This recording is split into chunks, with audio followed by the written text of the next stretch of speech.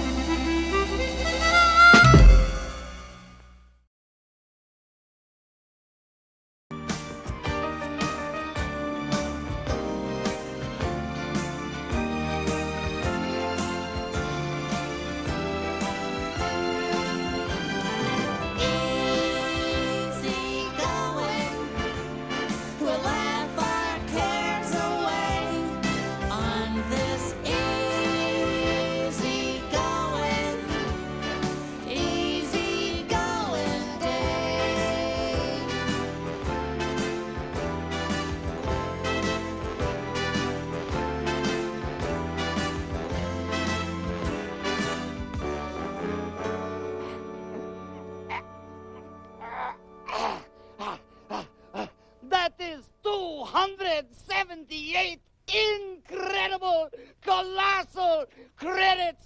Oh, I love motion pictures. Wonderful.